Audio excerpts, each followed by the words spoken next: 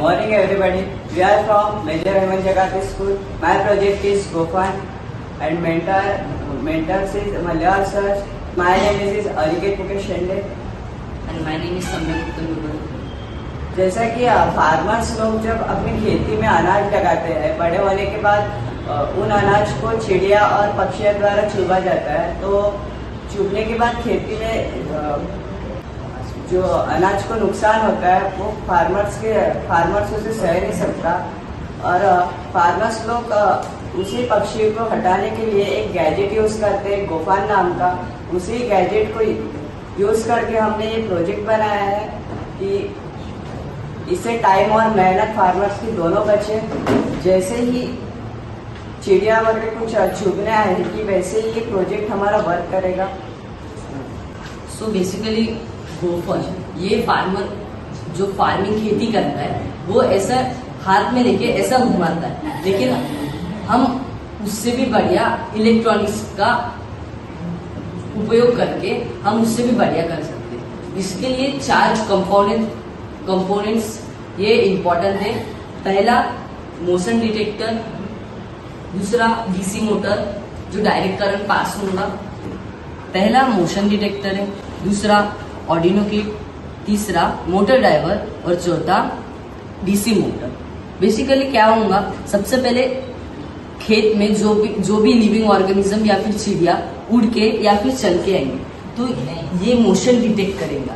जो भी मूवमेंट होगा ये मोशन डिटेक्टर ये डिटेक्ट करेगा कि भाई कोई तो भी हमारे खेत की तरफ आ रहा है।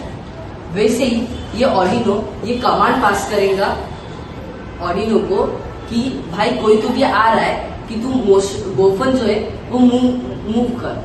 वैसे ही ये यूडिनो ये मोटर ड्राइवर को बताएगा कि भाई कोई तो भी आ रहा है कि तू गोफन का एक राउंड कंप्लीट कर। तो मोटर ड्राइवर ये डीसी मोटर को करंट पास करेगा और ये प्रोजेक्ट हमारा वर्क करेगा। जैसे ही कोई बर्ड्स हमारे इस राउंड में आएगा वैसे ही ये गोफन अपना 1 राउंड कंप्लीट करेगा और बर्ड को पता चलेगा कि यहाँ पे कोई है और बर्ड्स वापस चला जाएगा, जिससे कि खेती में किसानों को कोई भी नुकसान नहीं होगा।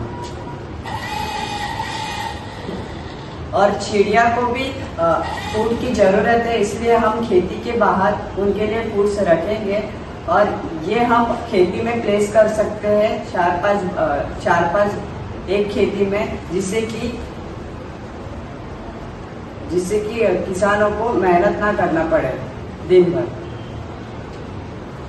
और इस सेंसर की 50 मीटर रेंज है और ये अपना 1 राउंड कंप्लीट करेगा। Thank you.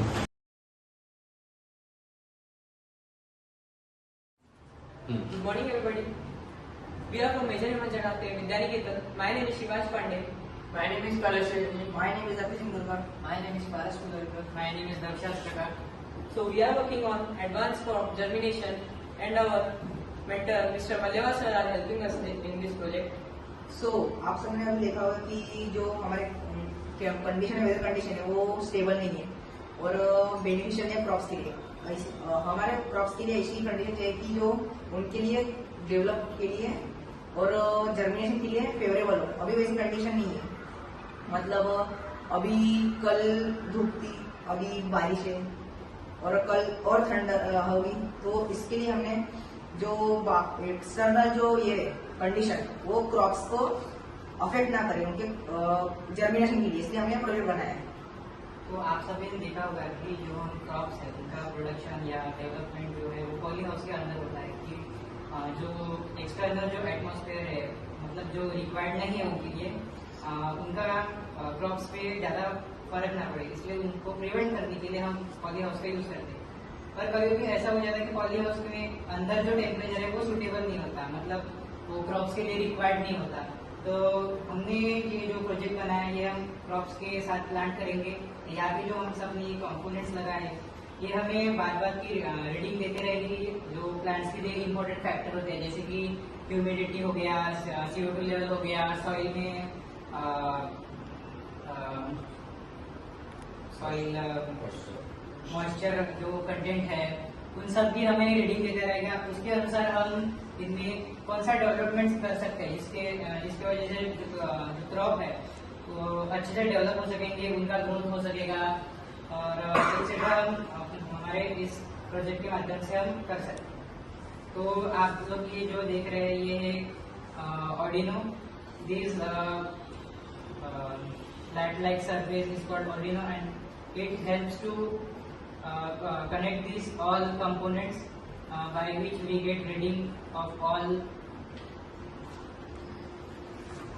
we get all the readings of factors like CO2, temperature and soil moisture. So this component is MQ7. This component detects carbon dioxide levels in atmosphere. सो ये जो component आप यहाँ देख रहे हैं ये अभी CO2 लेवल डिटेक्ट करेगा एंड यहाँ पे आपको दिखाएगा। ये आप देख सकते हैं MQ7 लेवल बता रहा है आपको CO2 का 0.75।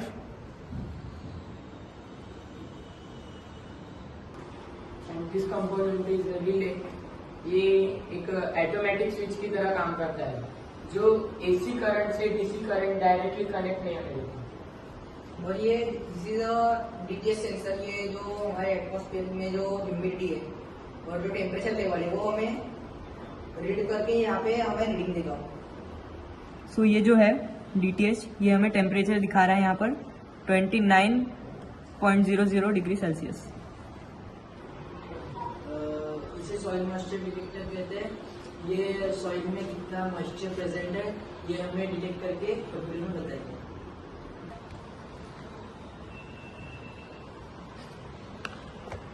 सो ये जो सॉइल मॉइस्चर डिटेक्टर है ये हमें डिटेक्ट कर कर यहाँ पर बताएगा कितना परसेंट सॉइल है, मॉइस्चर है सॉइल में।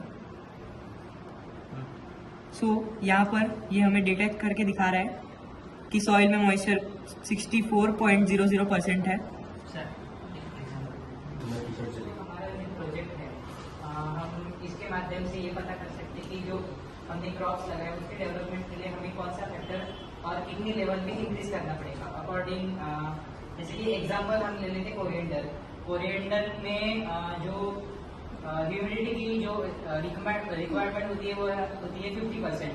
तो जो यहाँ पे हमने ह्यूमिडिटी के लिए लगाया है DTS 11, ये हमें बता देगा कि इसमें कितनी संख्या, मतलब कितनी क्वांटिटी हमें और डालनी पड़ेगी, उसके माध्यम से जो हमारा क्रॉप है वो डेवलप हो सकता है। तो ऐसे हमने ये जो सारे कंपोनेंट्स है इसका यूज करके हम उनकी रीडिंग प्राप्त कर सकते हैं, जिसके माध्यम से हम इसमें और डेवलपमेंट करेंगे जिससे कि क्रॉप्स अच्छे लेवल से ग्रो हो सके और उनका जो जर्मिनेशन है वो इंक्रीज हो सके।